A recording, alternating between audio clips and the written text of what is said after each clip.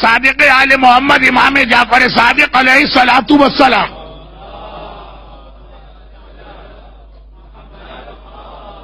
مومنوں کے مجمع کے درمیان بیٹھے اور کہہ رہے ہیں ایک بات تو بتاؤ، یہ جو خدا نے سورہ مومن میں یہ کہا، اس سورے کے دو نام ہیں، 41 سورہ نمبر 41 اور آیت بھی غالباً 40 یا 41 ہی ہے۔ یہ جو خدا نے یہ کہا فَوَقَاهَ اللَّهُ سَيِّئَاتِ مَا مَكَرُوا، بس اللہ نے اسے ظالموں سے بچا لیا۔ پوری آیت تو یہ ہے وَفَوِّضُ أَمْرِي إِلَى اللَّهِ إِنَّ اللَّهَ بَصِيرٌ بِالْعِبَادِ فَوَقَاهَ اللَّهُ سَيِّئَاتِ مَا مَكَرُوا۔ اللہ کے ایک نیک بندے نے یہ دعا مانگی تھی وَفَوِّضُ أَمْرِي إِلَى اللَّهِ، اے خدا تو دیکھ رہا ہے ظالموں نے کتنا ظلم کیا، بس میں اپنے معاملے کو تیرے حوالے کر رہا ہوں۔ اور قرآن نے کہا جیسے ہی اس نے یہ دعا مانگی فَوَقَاهُ اللَّهُ سَيِّئَاتِ مَا مَكَرُوا، اللہ نے اسے ظالموں سے بچا لیا۔ اب امام ایک سوال کرتے ہیں کہ کیا تمہیں پتا ہے کہ اس آدمی پہ کیا گزری؟ یاد آ گیا نا آپ کو جناب حزقیل کا واقعہ۔ حزقیل فرعون کے پرائم منسٹر بھی ہیں اور اس کے فرسٹ کزن بھی ہیں، لیکن ساری قوم اپنا ایمان فرعون پہ رکھتی ہے، حزقیل اللہ کو مانتے ہیں، البتہ تقیے میں اپنا ایمان چھپائے ہوئے۔ خالی حزقیل نہیں، ان کی ساری فیملی۔ بلکہ یہاں پہ ایک اور بڑی انٹرسٹنگ حدیث ہے، وہ بھی سن لیجیے۔ ان کا تقیہ ایک دن ختم ہو گیا۔ کیسے؟ آدمی کتنا ہی تقیہ کرے، کبھی نہ کبھی تو حقیقت سامنے آ جاتی ہے۔ حزقیل فرعون کے پرائم منسٹر اور ان کی وائف جناب سیانہ سوات کے ساتھ، اتنی ٹریولنگ میں نے کی ہے محرم میں، اور ابھی اتنی لمبی فلائٹ ہے اور اتنی مجلسیں پڑھ کے آیا ہوں کہ ذرا میرا گلا بیٹھا ہوا، تو سین اور سوات کا فرق، یہ سیانہ سوات کے ساتھ۔ وہ فرعون کی بیٹی کی دیکھ بھال کرتی، فرعون کی بڑی بیٹی ایک دن ان کے بالوں میں کنگھی کر رہی تھی، جناب سیانہ فرعون کی بیٹی کے بال میں کنگھی کر رہی کہ ان کے ہاتھ سے کنگھی زمین پہ گر پڑی، بے اختیار ان کی زبان پہ آیا بسم اللہ الرحمن الرحیم اور کنگھی کو اٹھایا۔ فرعون کی بیٹی چونک گئی، کہا یہ تو نے کیا کہا بسم اللہ الرحمن الرحیم؟ یہ کس اللہ کا تذکرہ کر رہی؟ میرے باپ فرعون کا؟ اب ایک ایسا وقت آتا کہ آدمی جو ہے اس وقت ساری چیزیں بھول جاتا، یہ اپنے تقیے کو بھول گئی۔ ایک خاص وجہ سے میں یہ جملہ، یہ واقعہ پڑھ رہا ہوں، میرا اصل واقعہ ان کا نہیں ہے، ان کے شوہر کا، مگر شوہر کا واقعہ بھی سمجھ میں آئے گا بیوی کے واقعے سے۔ فرعون کی بیٹی نے کہا کہ تو نے کس کا نام لے لیا؟ بسم اللہ الرحمن الرحیم، یہ کون اللہ؟ میرا باپ؟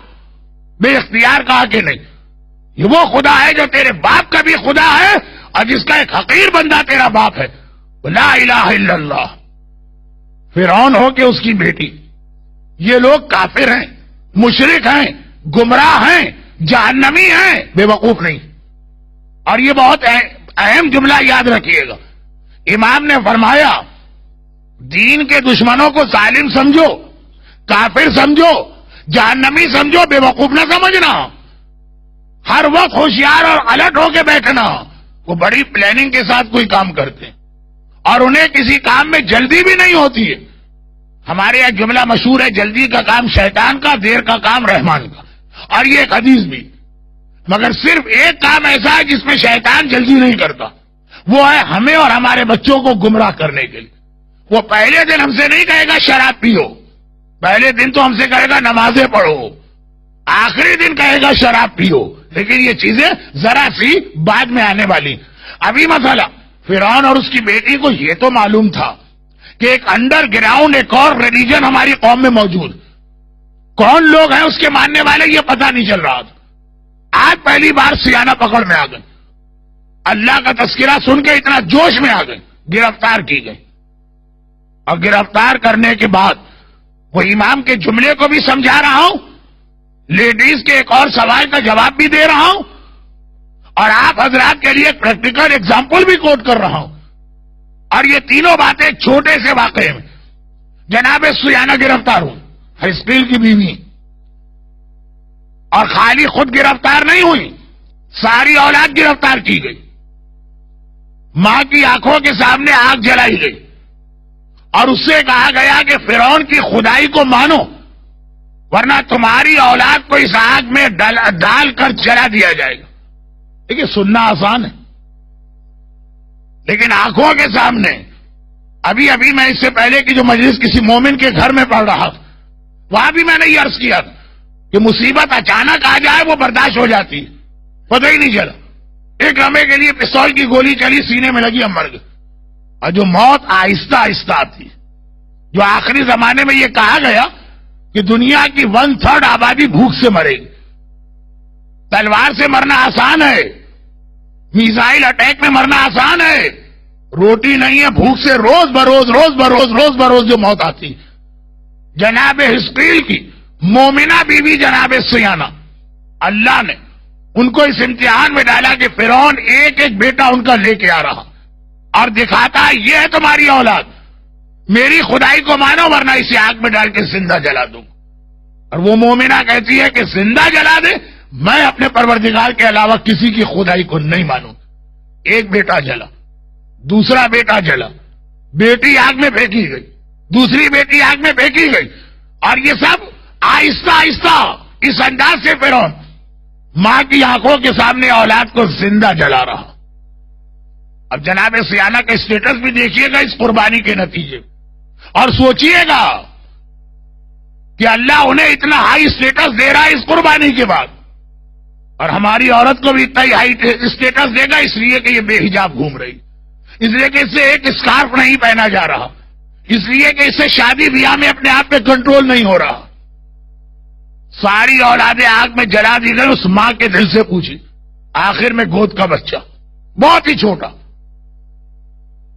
انگریزی میں جسے بیبی کہیں گے, اسے ماں کی گود سے چھینا گیا اور دکھا کے کہا کہ اب بھی مان لے ورنہ اسے بھی آگ میں جلا دیں گے. ایک لمحے کے لیے جناب سیانہ پریشان ہو. اب اللہ نے میریکل دکھایا, بچہ کہنے لگا ماں میرے مرنے کی فکر نہ کر, جس طرح اب تک ایمان پر رہی ہے یہ آخری امتحان بھی دے. اس بچے کو بھی ماں کی آنکھ کے سامنے آگ میں زندہ ڈال کے جلا دیا گیا, اور آخر میں خود جناب سیانہ کو آگ میں ڈالا گیا. یہ 1 منٹ میں گھر میں آگ لگے اور سارے گھر والے جل کے مر جائیں, وہ چھوٹا امتحان. اور اس طرح ٹن بائی ٹن, 1 by 1 آہستہ آہستہ آگا. نتیجہ کیا نکلا؟ اب یہاں تک تو مجھے بتانا تھا جناب حزقیل کا واقعہ سمجھانے کے لیے. اتنا ہر ایک کو معلوم ہے کہ رسول خدا ایک بار جرنی ٹو ہیون یا اسکائی, آسمان کی جانب پیغمبر لے جائے گئے, مگر پیغمبر کا جو معراج کا سفر ہے نا یہ 2 اسٹائل کا تھا. پہلے پیغمبر کو اس طرح سے لے جایا گیا, جرنی جو تھا جیسے پلین میں ہوتا, اور پھر اس طرح سے لے جایا گیا جیسے راکٹ میں ہوتا. پلین جو ہے, پلین وہ ہاریزنٹل اس کی پرواز ہوتی ہے, اور راکٹ جو ہے وہ ورٹیکل جاتا. تو پہلے پیغمبر کو دنیا دکھائی گئی, مکے سے مدینہ گئے, نجف گئے, بیت المقدس گئے, بیت ایل گئے, بیت اللحم گئے جہاں ابراہیم پیدا ہوئے, جہاں موسیٰ پیدا ہوئے, جہاں عیسیٰ پیدا ہوئے, کوہ طور پر گئے, قم گئے, بلکہ قم کا نام قم پڑا ہی اس دن جس دن رسول خدا وہاں سے معراج پہ جا رہے. اور پھر آسمانوں میں گئے تو پہلے اور دوسرے آسمان کے درمیان بے نمازی کا عذاب دیکھا, بے حجاب کا عذاب دیکھا, وہ بات کی چیز. ابھی میں یہ عرض کر رہا ہوں کہ ساری دنیا کی سیر کر رہے ہیں, البتہ دنیا کی اچھی اچھی جگہوں کی سیر کر رہے ہیں, یعنی وادی السلام ٹائپ کی مقدس جگہوں کی, مدینہ, بیت المقدس, نجف, کوہ طور. خیر رسول تو سب سے افضل ہے, لیکن جہاں جہاں سے رسول جا رہے ہیں اس کی سیر کرتے کرتے ایک جگہ پہنچے, پیغمبر کی ناک میں ایسی خوشبو آئی کہ ایک بار رسول خدا نے اپنی سواری رکوا دی. ٹھہرو ٹھہرو, ایسی خوشبو, اتنی اچھی خوشبو میں نے زندگی میں کبھی نہیں سونگی. عطر کہیے کہ سینٹ کہیے کہ پرفیوم کہیے, اور دیکھیے بہت فرق ہے. پیغمبر سر سے پیر تک خود خوشبو تھے. پیغمبر کے بدن کی بات چھوڑیے, پسینے میں سے ایسی خوشبو آتی تھی کہ دنیا میں کسی چیز میں اتنی خوشبو نہیں.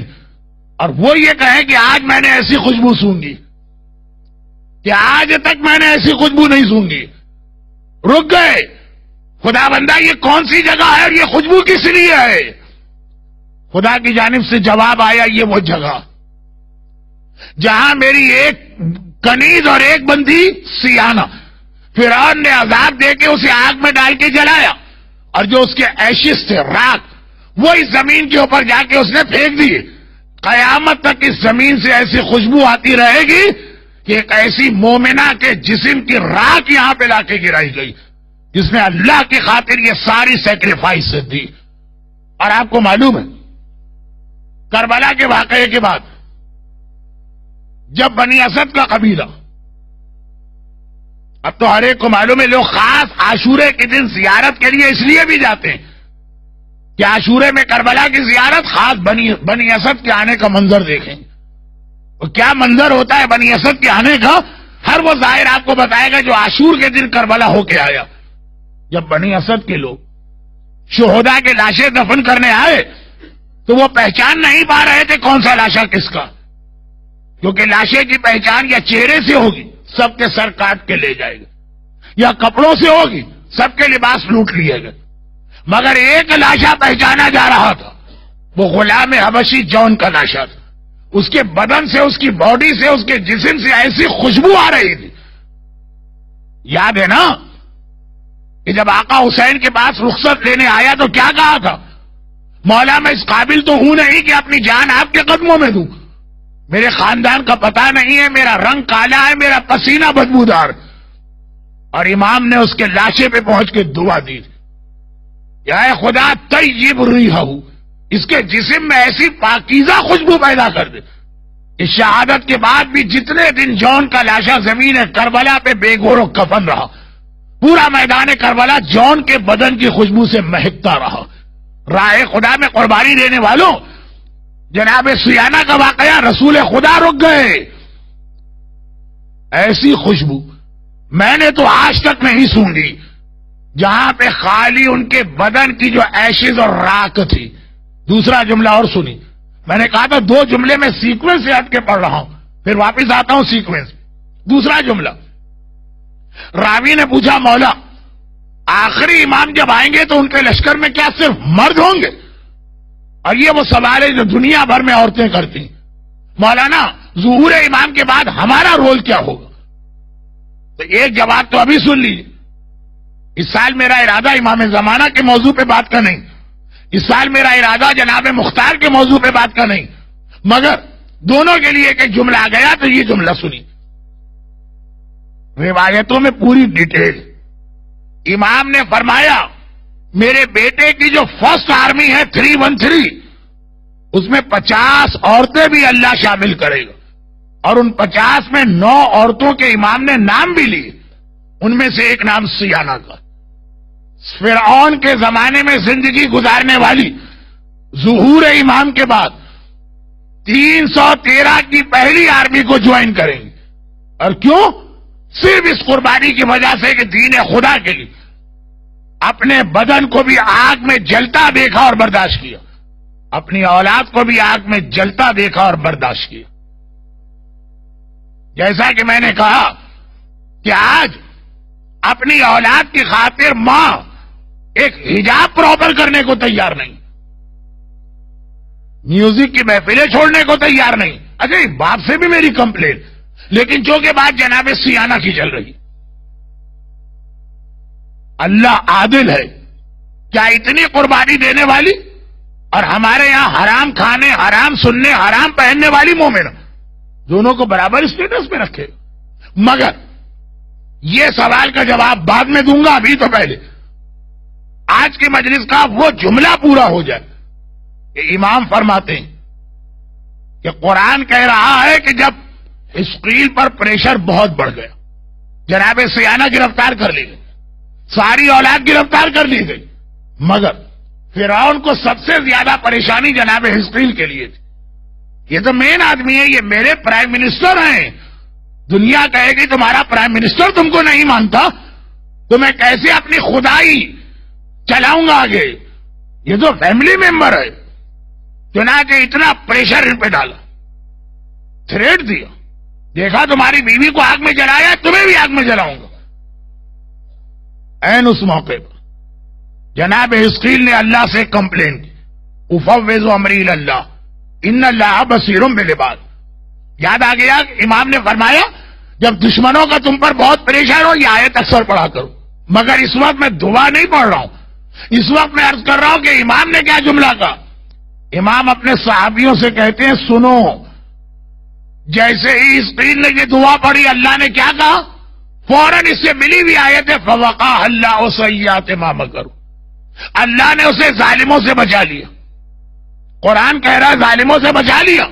امام فرما رہے یہ کیا بچانا ہوا کہ پھر بھی مارا گیا, بیوی ماری گئی, بیٹیاں ماری گئی, بیٹا مارا گیا, حتیٰ گود میں دودھ پیتا بچہ مارا گیا, اور عام موت بھی نہیں مارے گئے, آگ میں زندہ ڈال کے جلائے گئے. اگلا جملہ امام کا نہیں ہے لیکن ہڈن انڈر دا لائن یہی بات ہے کہ جس کے بارے میں اللہ نے کہا ہم نے اس کی دعا قبول کر لی, اس پر تو اتنا سخت عذاب آیا, اتنا سخت تو عذاب اس پر بھی نہیں آتا ہے جو دعا ہی نہ مانگے.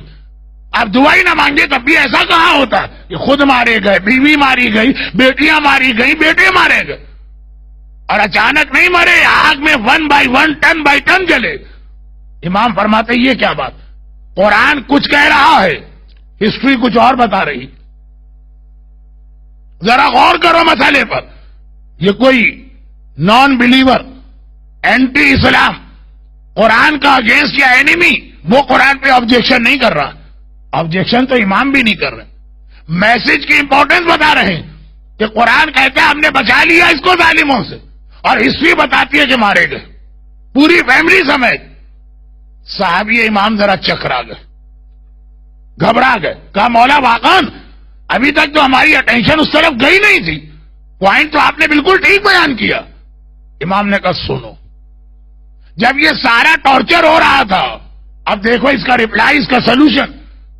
اس وقت جناب اسقیل کیا دعا اللہ سے کر رہے تھے, پھر سنو اللہ کا وعدہ کہ ہم نے اس کی دعا قبول کی. ہم اور آپ تو اپنے حساب سے جج کر رہے ہیں نا, ہم پر اتنا ظلم آ جائے ہم کہیں گے خدا بندہ ہمارے مکان کو بچا لینا, خدا بندہ ہماری گاڑی بچ جائے, خدا بندہ ہمیں کوئی نقصان نہ پہنچے, خدا بندہ ہماری اولاد کو کوئی نقصان نہ پہنچے. ظالم ہم پر ظلم کرے ہم تو یہی کہیں گے نا. امام فرما رہے اسقیل نے یہ باتیں کہی نہیں تھی, نہ اسقیل نے اپنے مکان کی بات کی تھی, نہ اپنی پراپرٹی کی بات کی تھی, نہ اپنی جان کی بات کی تھی, نہ اولاد کی بات کی تھی.